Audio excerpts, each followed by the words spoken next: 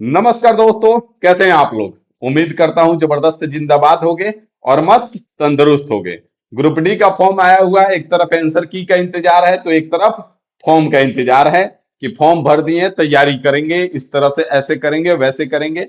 बहुत सारे लोग जांच पड़ताल में लगे हुए हैं, सेफ जोन कौन सा रहेगा, किस पोस्ट पे कैसा मेडिकल होता है, कौन से पोस्ट पे ज्यादा सैलरी मिलेगा, सब चीज समझ के ही फॉर्म भरना ज्यादा उचित रहता है। तो सेफ जोन के बारे में तो इस वीडियो में बात नहीं करेंगे क्योंकि वो हमने आपको बता दिया है। लेकिन अगर हम बात करें कि किस पोस्ट पे कैसा मेडिकल चाहिए और साथ ही साथ सबसे ज्यादा किस पोस्ट में सैलरी है, अगर आपको लग रहा है कि नहीं हमको ग्रुप डी का पोस्ट मिले, कोई भी पोस्ट हो लेकिन सैलरी बढ़िया मिले, मोटा पैसा मिले, मजा आए, पैसे से मतलब है, तो आपको पोस्ट बताएंगे। 5 पोस्ट जिसका प्रेफरेंस रखिएगा, उसमें जाने का कोशिश कीजिएगा, पैसा अच्छा कमाइएगा। ठीक है।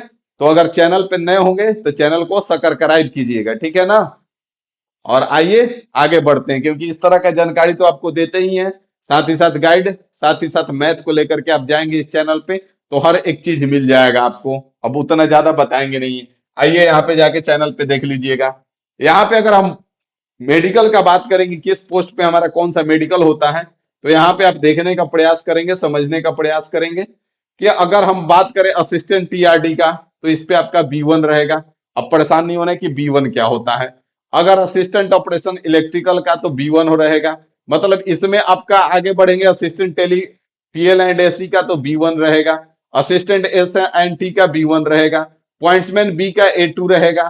पॉइंट्समैन ट्रैक मशीन का ए3 रहेगा। ट्रैक मेंटेनर 4 का आपका बी1 रहेगा। असिस्टेंट ब्रिज का बी1 रहेगा। असिस्टेंट कैरिज एंड वैगन का बी1 रहेगा। असिस्टेंट से लोको सेड इलेक्ट्रिकल का बी1 रहेगा। असिस्टेंट पीवे का बी1 रहेगा। असिस्टेंट ऑपरेशन का सी1 रहेगा। असिस्टेंट लोको सेड इलेक्ट्रिकल का बी1 रहेगा। और असिस्टेंट एस एंड टी का सी1 रहेगा। अब यहाँ पे बी1 सी1 क्या है, इसके बारे में बात कर ले अगर हम, तो यहाँ पे आ जाइए, यहाँ पे B1C1 समझ लीजिए। B1C1 क्या होता है, तो अगर A1 का बात करें हम, तो A1 जो होता है वो आपका physically fit in all respect, visually standard जो होगा 6/6 का होना चाहिए without glass. Near vision 0.6 without glass. Must clear fogging test and must pass test for colour vision, binocular vision, field of vision और नाइट विजन, सब हो जाता है A1 में।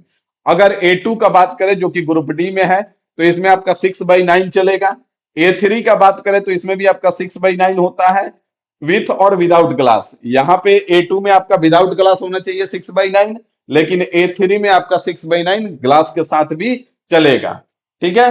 B1 का बात करें तो 6/9 और 6/12 विथ और विदाउट ग्लास चलेगा आपका। B2 का बात करें तो 6/9 और 6/12 आपका विथ और विदाउट ग्लास चलेगा। C1 का बात करें तो 6/12 और 6/18 विथ और विदाउट ग्लास चलेगा।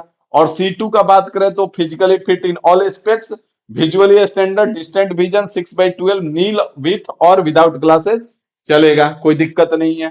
अब बहुत सारे लोगों का कंफ्यूजन आता है कि सर ये जो लिखा है इसमें, यहाँ पे एल भी नो नो, इसमें क्या होता है। तो यहाँ पे हम आपको बता दें कि जो आपका इसमें है सब कुछ देख लीजिएगा। एलबी का मतलब क्या हो जाएगा, वीआई का मतलब विजुअली इंपेयर्ड होता है। एचआई का मतलब हियरिंग इंपेयर्ड होता है। एलडी का मतलब लोकोमोटर डिजेबिलिटीज होता है। एलसी का मतलब लेप्रोसी क्यूरोड होता है। अब इस तरह से आप पूरा फुल फॉर्म यहाँ पे देख लेंगे, स्क्रीनशॉट ले लीजिएगा और अपना समझ लीजिएगा। और इसी हिसाब से पोस्ट प्रेफरेंस रखने का प्रयास कीजिएगा कि आगे चल के मेडिकल में आपका समस्या ना आए। पता चला कि आपने पोस्ट प्रेफरेंस सबसे पहले डाल दिया है, यहाँ पे कौन सा सबसे पहले डाल दिया, पॉइंट्समैन बी का, और बाद में पता चल रहा है कि आपका मेडिकल स्टैंडर्ड A2 नहीं है, तो फिर उस समय दिक्कत होता है। इस बात का ख्याल रहे। अब हम अगर आगे बढ़ेंगे यहाँ से, तो अगर हम बात करें कि सबसे ज्यादा पेमेंट किस में है, तो सबसे ज्यादा पेमेंट वाला ये 5 गो आपका पोस्ट है। सबका काम भी बताएंगे कि किस में क्या काम होता है। ठीक है। तो एक एक करके आइए समझाते हैं आपको कि अगर असिस्टेंट ब्रिज है तो इसमें ब्रिज पुल का देखभाल होता है। इसका जो काम होता है हार्ड होता है, थोड़ा सा रिस्की होता है और आउटडोर जॉब होता है। ठीक है। अगर आगे बात करें तो असिस्टेंट टीएल एंड एसी का मतलब, टीएल मतलब ट्रेन लाइटिंग हो जाएगा और एसी मतलब एयर कंडीशनिंग हो जाएगा। तो मतलब ट्रेन का लाइट पंखा एसी वगैरह ठीक करने का काम होगा।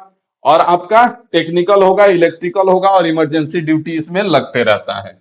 आगे बढ़ेंगे तो असिस्टेंट ट्रैक मशीन हो गया। इसमें आपका ट्रैक रिपेयरिंग मशीन चलाना होता है, मेंटेन करना होता है, और मशीन के साथ इसमें फील्ड में काम होता है। अगर अगला बात करें आपका, तो असिस्टेंट टीआरडी मतलब traction distribution, electrical line maintenance हो गया, बिजली सप्लाई मेंटेन करना हो गया, pole transformer high voltage line work काम हो गया, हाई वोल्टेज रिस्क होता है, और टेक्निकल काम होता है।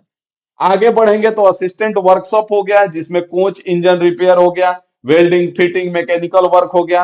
वर्कशॉप बेस्ड जॉब हो गया, स्किल बेस्ड प्लस मैकेनिकल का जॉब होता है।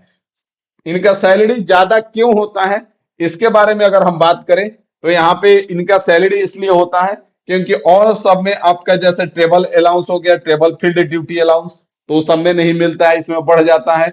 रिस्क अलाउंस इसमें आपका बढ़ जाएगा, नाइट ड्यूटी अलाउंस इसमें आपका बढ़ जाएगा, डीए आपका डियरनेस अलाउंस बढ़ जाएगा। तो ये सब बढ़ जाते हैं इसमें, और वही ऐड होने के कारण इनका ग्रुप डी में सैलरी लगभग 50 के आसपास चला जाता है, कहीं कहीं तो 50 पार भी कर जाता है।